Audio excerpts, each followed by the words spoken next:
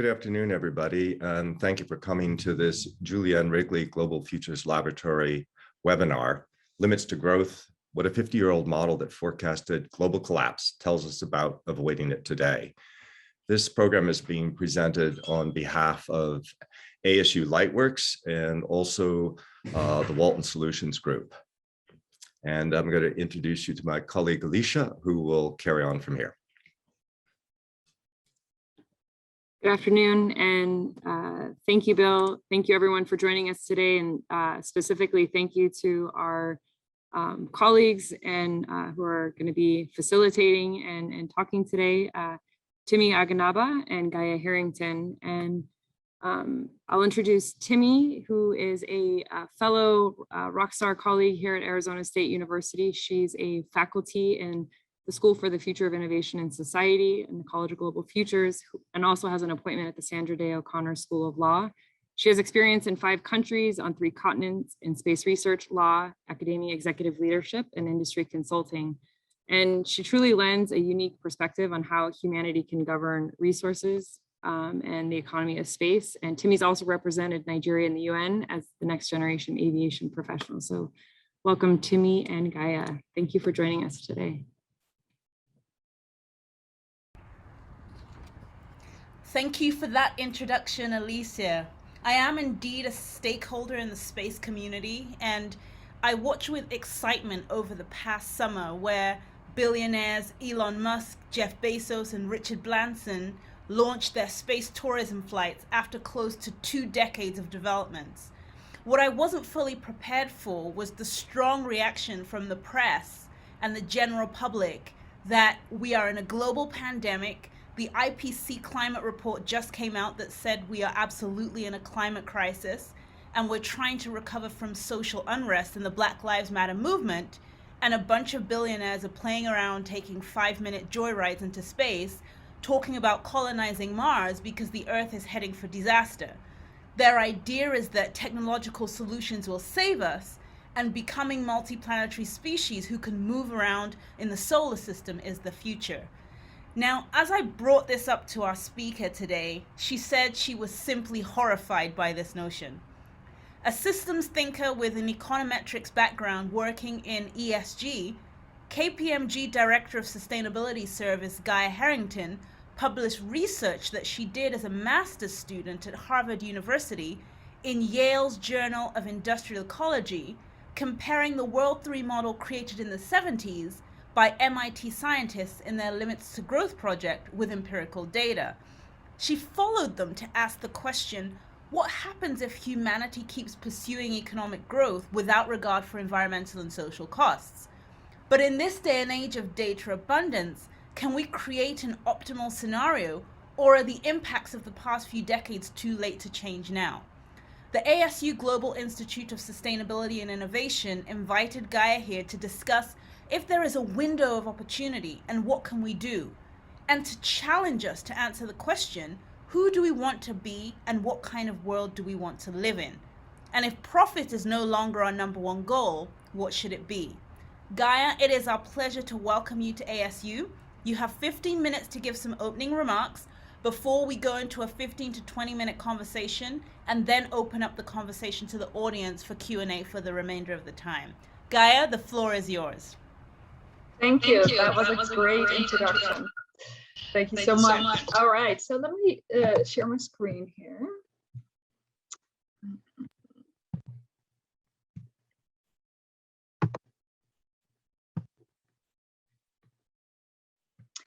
You can all see my screen right now, right?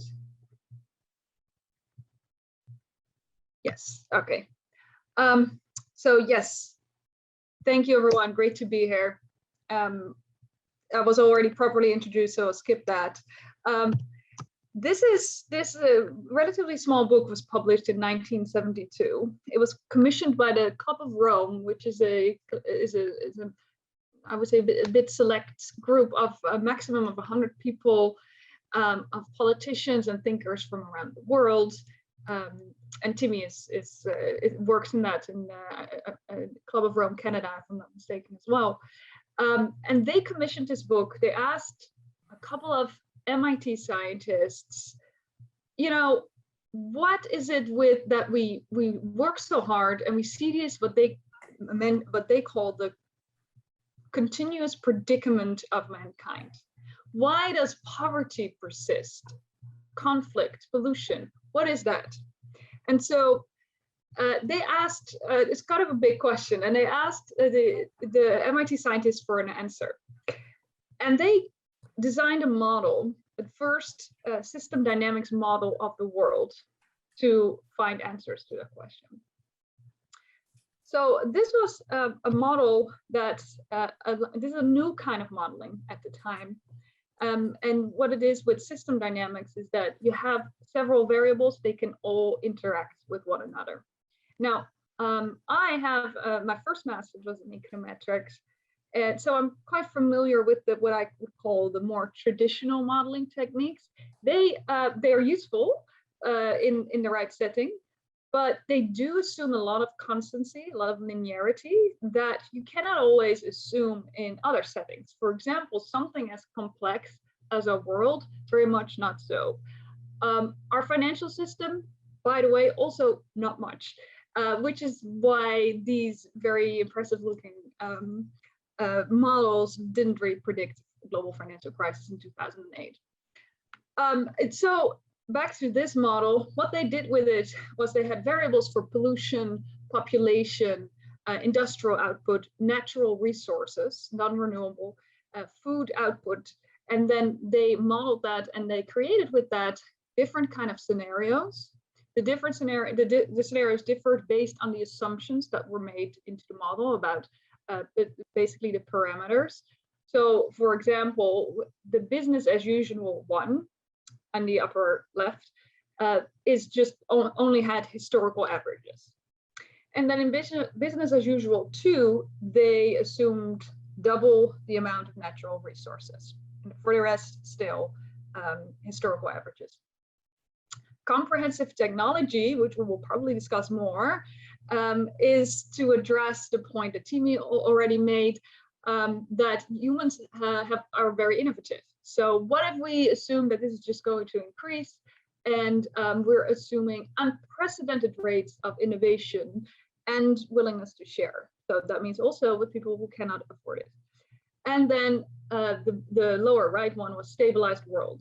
That's where, very much different from historical averages, society as a whole decided to consciously limit industrial output. So that's basically where we limit our material footprint, and we shifted resources away from industrial output towards human services, which is health and education mostly, and pollution abatement.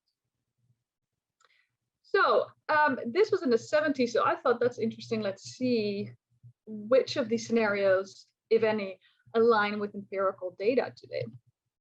So that's the journal article Kimi mentioned. I've conducted just for public databases, most of them World Bank, UN entities, etc., data, and I compared that to the variables. And you can, of course, go to the article and then you can find all the data series that I used and for every variable the outcome. But this is, in a nutshell, that's why I chose this particular variable, what the general picture of my research, which is the purple line is the empirical data. So it's an overall close alignment to the scenarios, and it's closest to business as usual 2 and comprehensive technology. This is very interesting. First of all, why is it close to all of them? Because they haven't diverged much yet, but they very much set to diverge significantly in the upcoming decade and beyond. So this is of the variable human welfare, so our well-being. So you see that some of these scenarios, the business as usual and business as usual 2, show a steep decline. In scientific terms, this is called collapse. A lot of the popular notion is more, it was interpreted by the general public as we're all gonna die out. That is not the scientific definition. It doesn't mean, none of these models ever predicted the end of humankind, but it did say our well-being is going to be less in the future if we keep this up. And that's very interesting, because as you can see, there are significantly different trajectories. And the conclusion of my research, essentially one key message is, we right now are at the top. We have a now or never moment in history to decide the future data points. And if we don't align ourselves with the scenario that shows the least declines in well-being, which is stabilized world, we could be seeing something more like business as usual too. The cause of collapse in business as usual too is from pollution, including CO2. So it's very much aligns with a lot of other research that we're seeing right now. And this is another key message that I drew from my research, which is, yeah, we can hope, keep our fingers crossed, that we're more into comprehensive technology. The enormous innovation rates that is assumed in CT, we haven't seen yet in society. But also more importantly, I would say, it is not the best case scenario anyway. We could still decide to consciously choose to just limit our material footprint and maybe focus more on education and health, things that empirical research shows actually makes us happier anyway. And that's actually the scenario with the best outcomes for all. But that would mean that would mean not just this shifting of resources is not just a shift of resources. It's a shift of our mind. It's a mindset shift, because that would mean that we let go of this goal of growth, which is the ultimate goal in our economy right now. Everything ultimately is measured by how much a company or a nation grew, either by GDP or profits, either the last quarter or the last year. It's also very short term. So stabilized world is really the one where we as global society say, we're going to let go of this goal of growth and adopt a new goal, which is, for example, meeting human needs. And that's really the core, I think, conclusion. And it's obviously not only my idea. Other people already came up with this. Just as an example, the OECD has the Better Life Index, where they take these access to education, health, safety, all those things, affordability, they take into account. That's a kind of measure that maybe is a bit more indicative of progress than GDP. Even further is the donut economic framework by economist Kate Raworth, where she says, well, we have to be in this donut space where everybody is in the donut in terms of human needs, but it still stays within planetary boundaries. So that's this, this idea ultimately of balance. And some people on the front of this, like politicians, I should say, like those in New Zealand, Scotland, they're already starting to think in terms of well-being economies. So it's called WeGo. It's governments that are sharing best practices about how to improve the well-being of your citizens instead of just focusing on this narrow GDP. That was my research in a nutshell. So let's get to the discussion.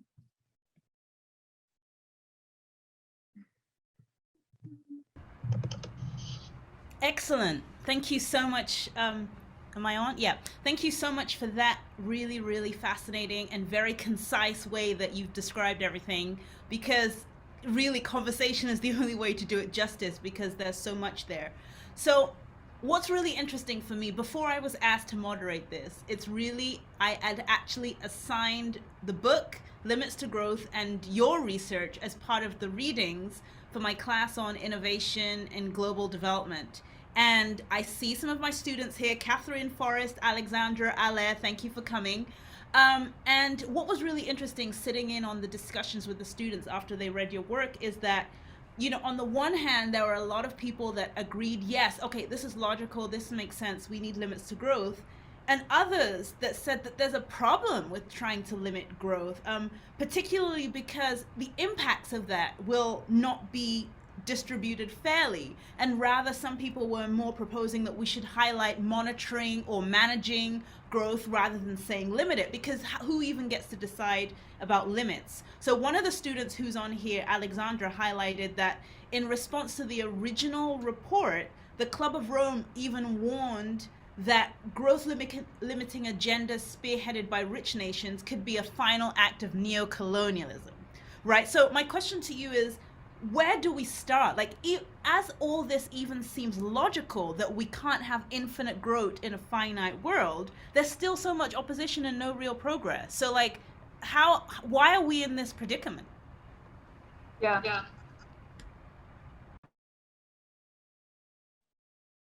Someone muted me. That it's an excellent question, and there are a lot of things to unpack there. But let me just first start, I think, with a framing question. Letting go of the goal of growth as an ultimate goal does not mean you're anti-growth. So that's that first and foremost.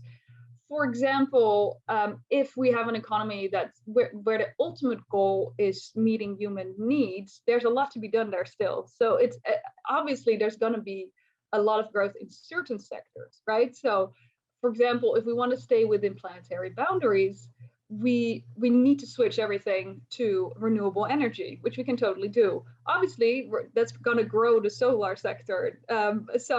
Again, it's saying there are limits to growth just means letting go of that as the ultimate goal, which seems a bit unambitious, doesn't it? It's almost a bit childish. But it doesn't mean that you're anti-growth. And I think that's also what the Club of Rome wanted to say. I'm working now in the Club of Rome work stream on a new report, which is based on a new dynamic systems model. And very much one of the key recommendations there is new growth models for low-income countries, because of course they still need to grow, but hopefully without all the pollution that the developed nations had. But so that's why we say new growth models. But of course, growth makes a lot of sense when your human needs are not yet met, when you're at subsistence level. Above that, you just don't see that anymore. You see very clearly that there is a logarithmic function when it comes to income and happiness. So in the beginning, when your income increases, you become a lot happier. And then it kind of levels off quite quickly. It's called the Easterlin paradox in economics. And that's about, how is that possible that economic growth doesn't always deliver happiness? And I've always been baffled by that. I'm like, is it really so paradoxical though, that once you have enough, more starts to mean less? Quite basic diminishing returns, right? So I think that's ultimately the key. And I would also say that the authors were quite clear in the Limits to Growth book that it had to, the real change would have to come from the rich nations. They always said, we are being told that growth is what's going to deliver us from poverty. That's the key message, right?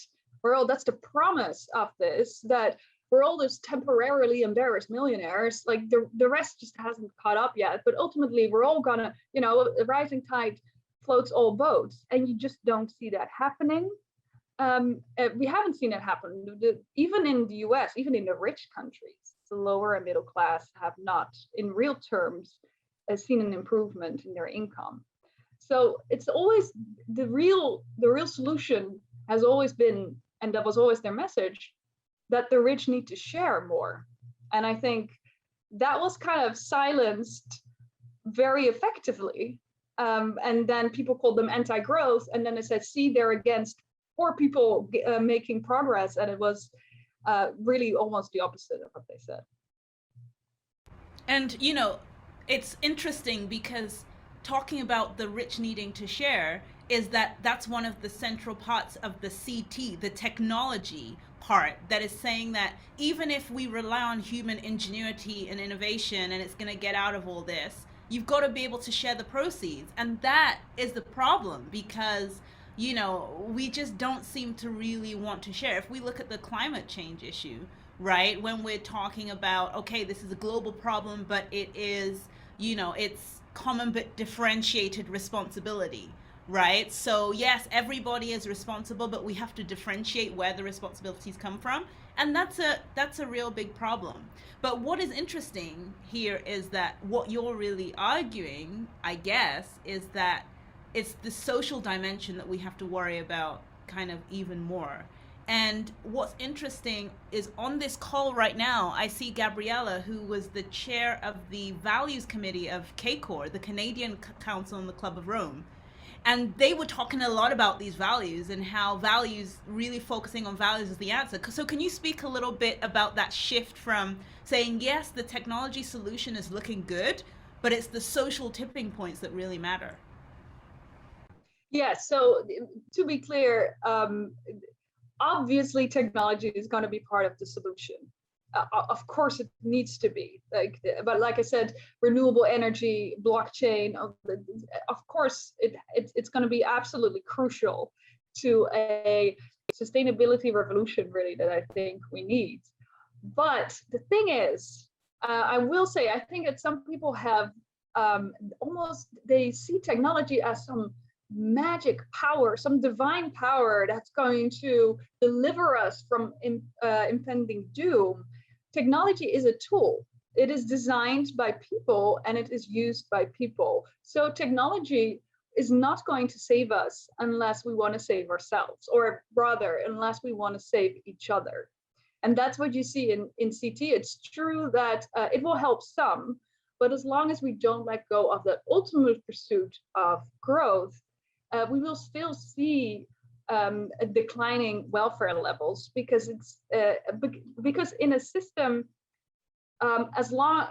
everything in a system ultimately will work towards maintaining that system's goal. So as long as our pursuit is still growth, tools will be developed to deliver growth. And that's why, for example, a lot of recent or previous innovations were actually just to maintain the business as usual. There were some developments in solar and etc., but mostly a lot of technological innovation went towards digging deeper and in more dispersed sources of fossil fuels.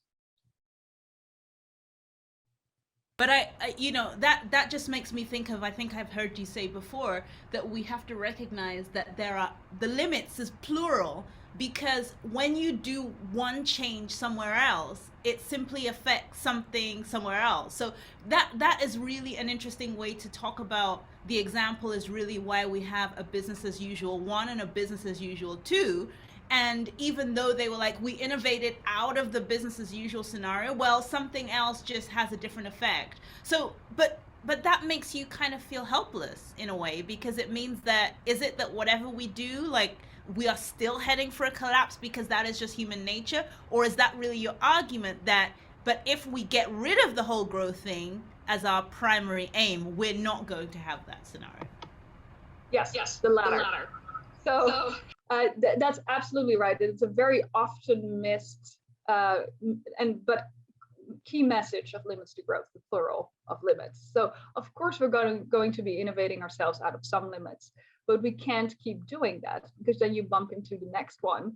So it's not hopeless, because we can just let go of that growth that is really not delivering as much anyway, and just consciously choose to share more with one another, which science suggests actually makes all of us happier anyway, right? So definitely when your human needs are not met, when people help you meet them, you become happier. But as it turns out, a lot of people in the rich nations are actually kind of starved for meaning in their lives. So if you look at surveys of employees, a lot of them, a majority of workers, feel disengaged at work. If you ask them, it really depends on your job title, by the way, but for example, when you ask nurses or doctors or teachers, do you feel that you add value to society, they typically say yes. trash collectors too. But a lot of people who actually also make high incomes, like marketing executives, hedge fund managers, they will typically say, I just make a lot of money. I don't feel like I really add value to society. And science is actually very clear that once your needs are met, really what people want is purpose and belonging. It sounds very wishy-washy, but that's just what you see in all kinds of social sciences. So how do you marry that with some sectors or some notions that you disagree with? So for instance, I've got two of my colleagues here from the space sector, Etim Ofyog and Joshua Luffman. And so, it's interesting because when I sent this out, I know my space community, a lot of them are like obviously pro-development in space. So we're talking about now the next phase in the space world is about space resource exploitation. So the idea is that we are going to become multiplanetary species. Some believe because the Earth is going to pot, others believe that it's just the future of humanity, and we need more and more resources. So we're going to take the resources in space. And if we do that, then those people are actually happy because it's a goal that they want, and we're not taking resources from Earth, we're using them in space. But you still are kind of saying that not all, maybe you don't agree with this as a form of moving towards human happiness. What are your thoughts on that? Yeah, I'm not against any kind of development in general, right? Just like I'm not against growth. So I don't have anything necessarily against space exploration. I do think the priorities would be wrong as long as human needs are not met. I think that's in general, I think that's a moral imperative. I think but that's also one of the conclusions from my research. That's what you describe is very much the growth mindset still, right? Like, oh, we need to go further, explore further resources, etc. And then we're going to solve our problems. Like, no, actually, that mindset's probably what created it in the first place. So what does living without, because it's hard for us to even imagine living without that mindset, because especially, for instance, I'm from a developing country, right? And so I see people all the time, dreaming of coming to America or wanting to go to a better world. And the irony is, when you talk about the happiness thing, when I go to Nigeria, I see people who, despite that they don't have anything and everything is going negatively, they have a sense of joy and are able to live in a whole bunch of circumstances that we in the West would be killing ourselves if we were in those circumstances, right? So how do we try and imagine living in a different kind of world? Like, how do we even go about that when we don't have any models? Or are there some models that we can look to about how to think about this? Yes. That's why, and I think I said that before, that's why in general for low income countries, I wouldn't argue against growth, and the Club of Rome doesn't do that. Obviously the World 3 was a global model. So I think it got a lot of criticism, and a lot of it was not very insightful. It was just mostly misconceptions. A valid criticism is that a global model does not have a distribution in it. So, and I think that's why we now, with this new report, have used one that has different regions in there, and also an explicit income inequality factor that ties into social unrest, because those are major factors that aren't in the World 3 model. Every model, of course, is limited. So in general, on a global scale, the conclusion was either growth will halt by itself because we bump into limits, or we consciously choose our own limits. That's really the only choice that we have. And it looks like, but if we look at what happened with climate change, we are being forced. We're not even yet being forced, because we know what we need to do, and even though things look bad, we're still not actually making changes. And it's interesting because one of my students, for instance, in this discussion about this research, they said that what we need to do is change the model that they proposed. One of them proposed was we need to look at beliefs and then change policy and then have national change and then have global change. So when I was looking at that, I was thinking, okay, then what is the role of global processes like the Sustainable Development Goals and COP26 if it starts from personal belief? But at the same time, I've heard you say that we shouldn't focus on the individual actions because that doesn't really do much. So how do you speak for that, interposition between where we start and at what level, at what scale progress is going to happen? Yes, it's very difficult. Of course, you as an individual, all you can control is your own individual behavior, of course. So I think taking individual responsibility is important. I think why I sometimes get a little bit irky when we talk about personal responsibility is because I think to some extent it's a way of, we need systemic changes, and we need, for example, very powerful, big multinationals to change their behavior. And as long as you just point the finger at people's need to recycle, that kind of distracts sometimes from the fact that they're not doing that much. And I do, that's why I'm a little bit hesitant when we talk about personal responsibility. I think, well, rather than, if you look at all the premiums that consumers pay for green products, if you can take a fraction of that and put it, if you took all that combined, then a fraction of that would be enough for effective lobbying to change policies, and those are way more effective. We need systemic change, and that's not going to happen by just doing your part by recycling. I'm not saying you shouldn't recycle, but I'm just saying what we need is an absolute transformation in the economy. And like you said, it's hard to imagine because we all grew up with this growth mindset, right? So it is good to put this in historical perspective, because for most of human history, the idea of growth was actually considered immoral, because if you have continuous growth, the idea was that you're taking away from somebody else, because that's the only way you can sustain it. And I'm not saying that's necessarily true, but it is good to put in perspective that this idea of growth that we have grown up in and so just sort of take for granted and natural for most of human history is not considered natural at all. And so I think when your students talking about values, I think that is absolutely where we need to start, and from there on build out our frameworks, including our economic framework, and tools, including our technology. But it really starts with values. I agree with that. And I think what's interesting is this issue of accountability for the big players, because for instance in the climate world, I did my postdoc on climate change law and the role of space and satellites in climate change monitoring, etc., and following all these new initiatives to be able to detect greenhouse gas emissions from individual installations. And the whole idea is that this is going to help with transparency and accountability, and we're going to use it to hold people account. But for years, I've been seeing reports where we see who already the top 10 emitters are.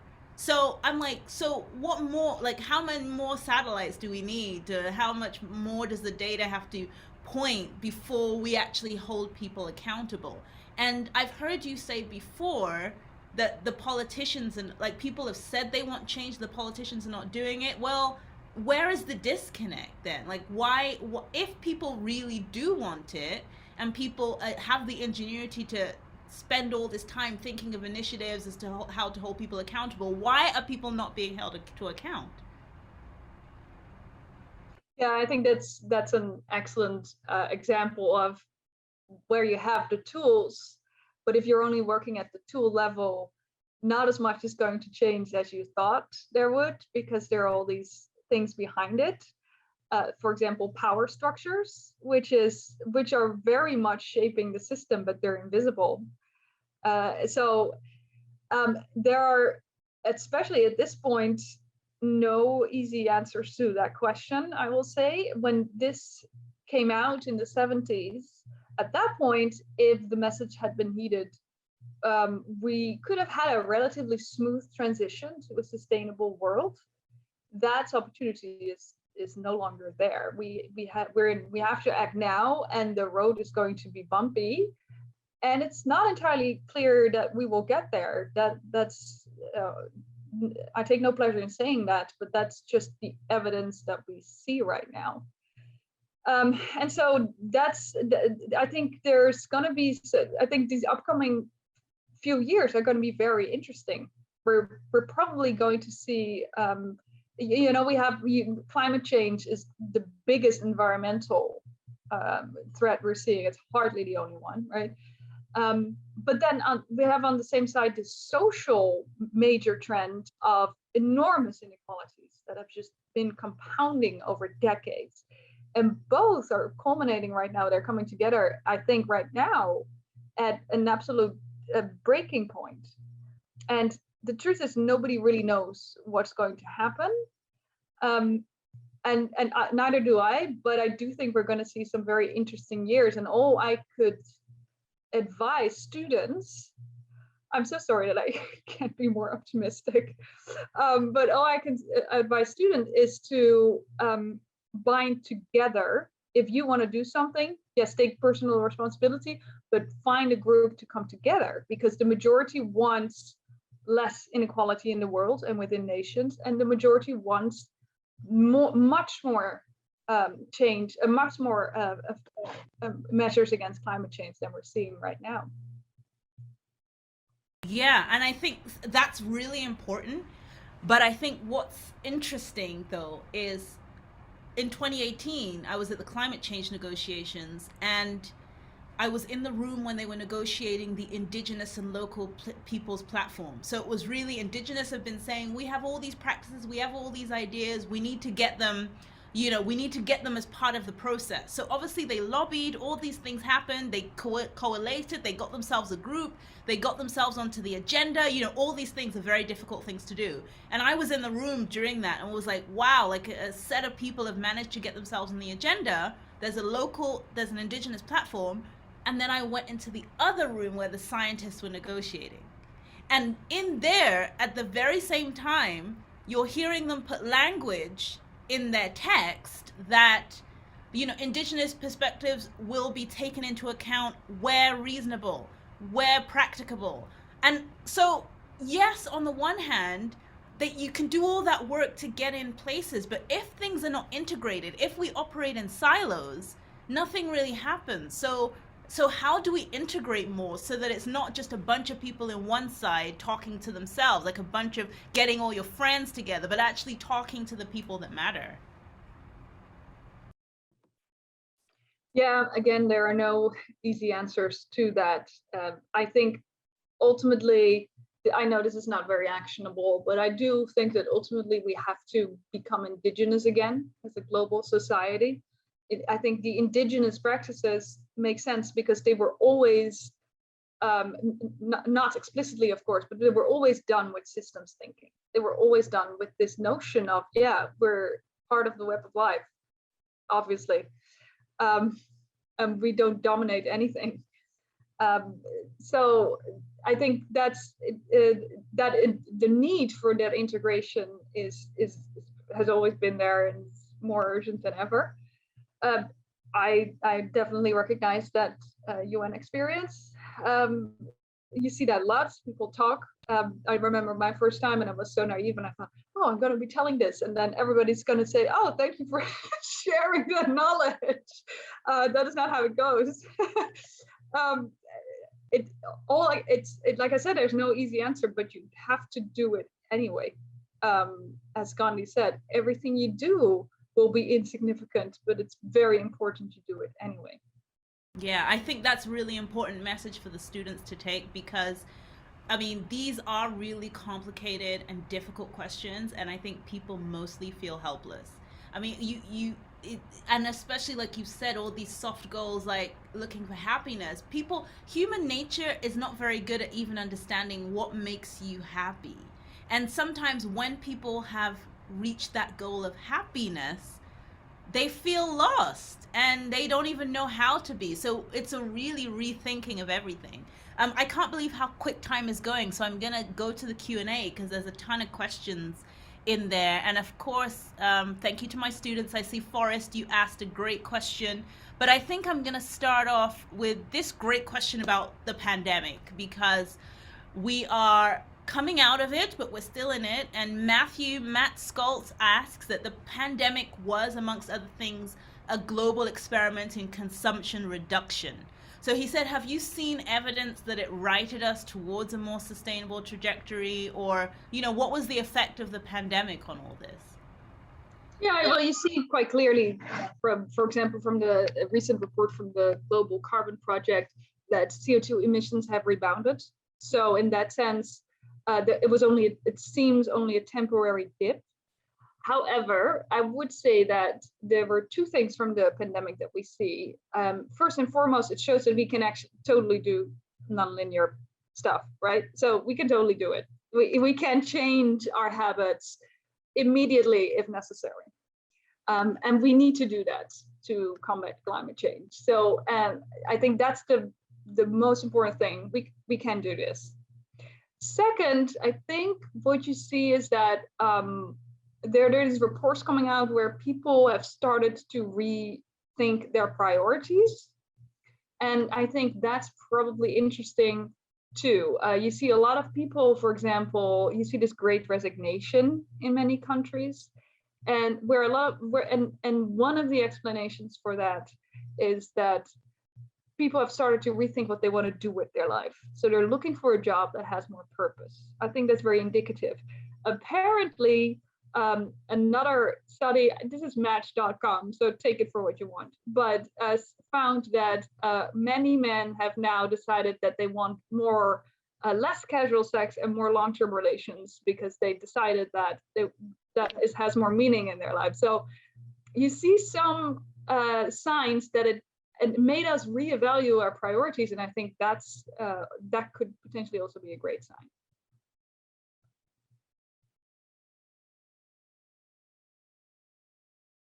You are on mute, Timmy.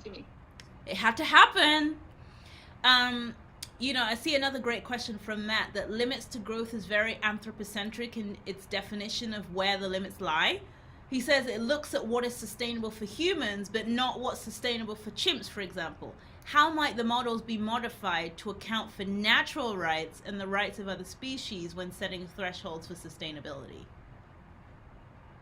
Yeah, I think that's a very good question, and I think it's very, very important, because we're basically living in a mass extinction right now. So we have today more, the majority of the mass of total animals on the planet, 60% of that are cows and pigs that are grown for our consumption. That sends chills down my spine. So only 40% is all the other species in wildlife. It's insane. So it's a very good question. It's something we should talk about way more. World 3, it's true that I don't think that model gives many answers for that. You could say that, of course, in order for us to really thrive and exist, we want to preserve as much nature as possible. Our biodiversity is arguably the biggest treasure that we have. And COVID is another example. These kind of pandemics were already years ago predicted to intensify precisely because of our killing of wildlife. Because we go into their habitats, then we kill them too. But that's how these viruses tend to spread and infect us. So I think you could say it's implicitly in there, in the sense that, well, we have these natural resources and biodiversity could be part of that, and we need to preserve that. So you could say that, but ultimately I do agree that that's not particularly World 3's strength.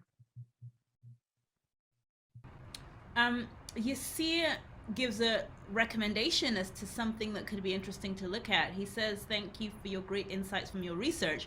The Scandinavian market states model is interesting to look at. Are they a true example of a well-being economy? And if so, how can this be sustainable? Yeah. Yes, I think there are some absolute best practices going on in Northern European countries. So first and foremost, I think nothing can just be copied, right? So I don't think that everything what Norway does, we should now implement in South Africa. Of course not, but there's some good practices there that I think we could all look at. There's obviously more of a social system.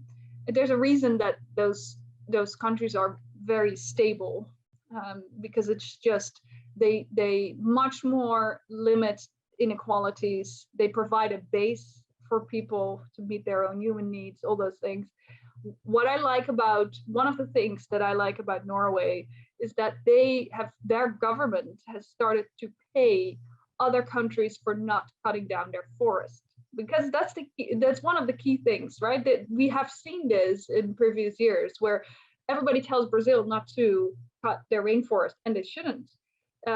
But nobody's paying, but like they also have a lot of poverty. So they're like, okay, listen, give us an alternative then. And Norway is one of the few countries that said, we'll do that. We'll pay you to keep your rainforest. So those are, I think, great practices because we all benefit from that, right? And that's really that thinking of we're all in this together as a global society. Yes. Joshua says, thanks, Gaya, for the interesting research. Have you explored what levels of parameters it would take to see an increase in human well-being as opposed to the leveling off of progress? I'm not sure I understand the question. Was there a scenario where if you had certain assumptions where welfare levels could keep increasing? Is that the question?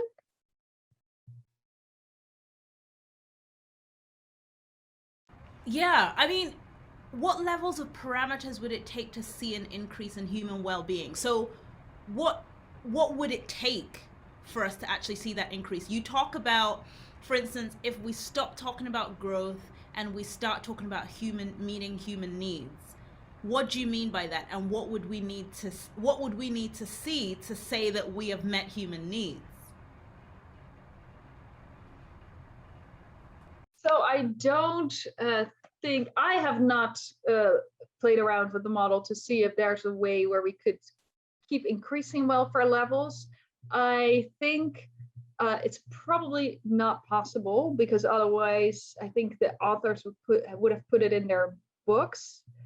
So I can't really answer that question. I personally, other than that, I don't think it's possible. And I will segue to a slightly different thing, which is sometimes I hear people say, well, but how about you just keep pursuing growth, but you define it differently, right? You take human happiness index and those kind of things. It's also not possible, because we don't become increasingly happy. We're biochemically, it's not feasible. Again, psychology and social science tells us this very clearly, that we just biochemically, our brain kind of reverts back to about a 7. So we never stay on a 9 or 10 for long. Luckily, most of us also don't stay long on a 3 or 4. We always kind of go back to that 7. So we can't increase our happiness in that sense indefinitely either. So what does this mean for you at work on a day-to-day level, like in your role in sustainability services and advising companies on ESG? You said in the beginning, you understand, and you've been at the heart of the financial world, and now you've done this research that really validates, if you guys keep doing what you're doing, nothing good is going to come out of this. So how does this affect how you advise clients and what you do, like on a daily basis, both at work and in your own life?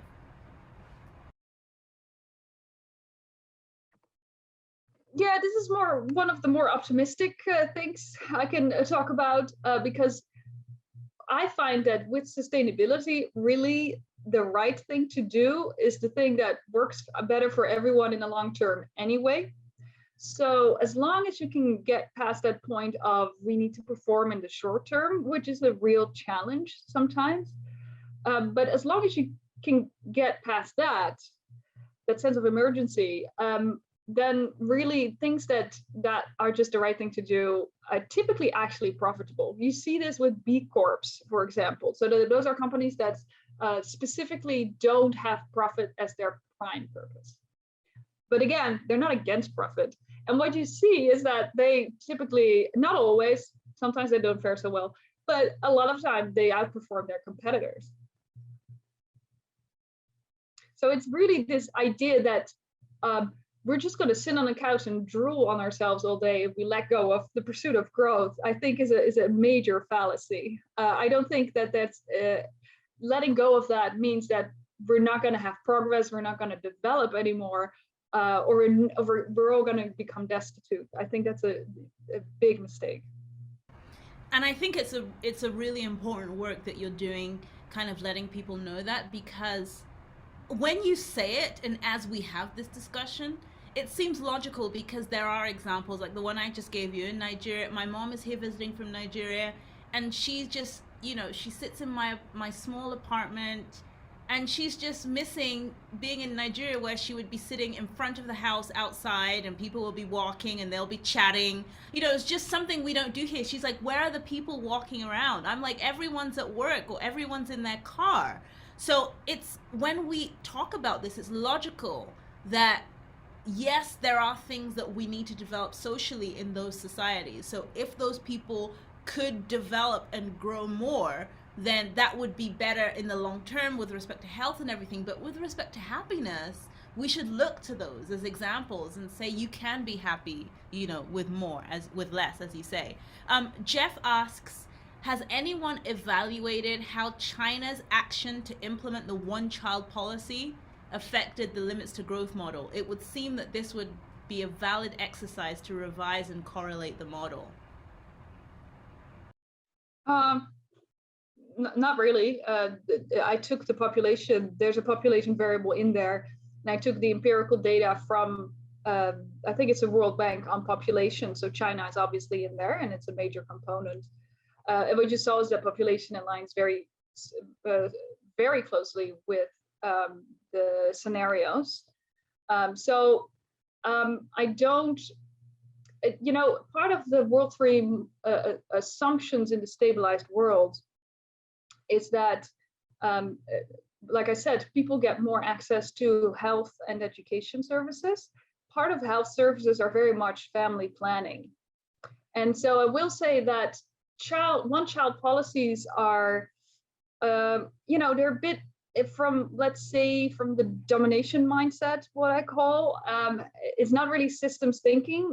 It's like, oh, we have this problem, let's make it rule that you cannot do it. The reason that policies so often fail is because it's made in that very linear thinking. You always see unintended consequences from that. So for example, now you see that they have a huge gender imbalance in China, and it's causing a lot of social unrest. So, and what you see at the same time is that the birth rate in South Korea, for example, was even lower than in China at the time with their one-child policy. Why? And they didn't have that one-child policy, but that's because they saw major development, and women got a lot more access to family planning and education. And as it turns out, when women have a lot of more options in life, they choose to have less children. So it's also completely unnecessary to have such invasive policies. All you have to do, typically what you see in countries that are as stable as, for example, the Scandinavian, is that if you give women if you have a lot of gender equality, basically, you see that the average of children per woman is about 2.1, exactly the replacement rate. So all you have to do is just be more inclusive in that sense. I see we're running out of time. There are still so many questions, and maybe I'll just take one last question. Sorry, everyone, I didn't get to your questions. Gary Dirks of ASU asks, when we talk about decades or a century in the future, what do you mean by growth? Growth of what? GDP measures what people value at the time, not a frozen list of specific materials, devices, or activities. The language of this discussion implies that growth in what people want is strictly limited. This is clearly not the case, as they value less resource-intense living and experiences. So how do you anticipate the evolution of just what is growing?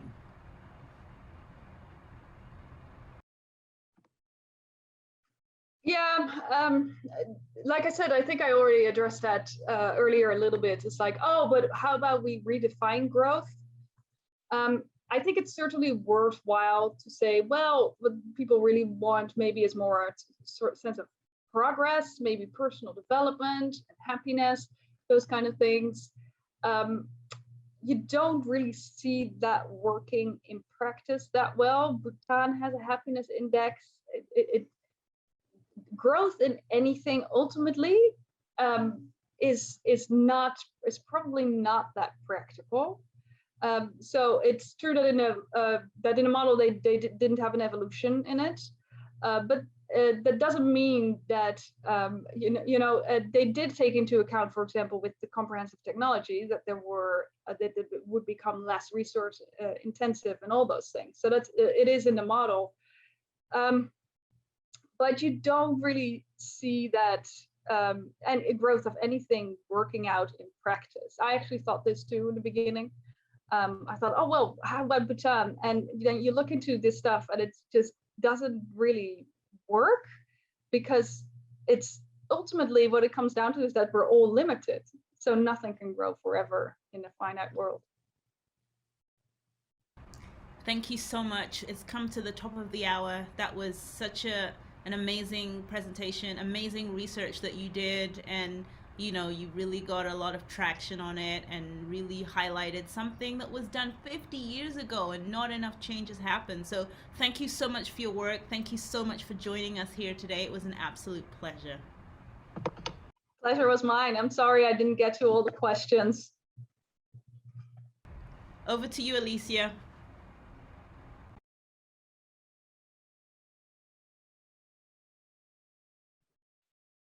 Thank you to everybody who joined today. We had a stellar turnout, and more importantly, thank you to Gaya and Timmy for doing a superb job. It was enthralling to say the least, and thank you. And stay tuned if you'd like to follow up for the recording of the session that will be posted online as well. Thank you.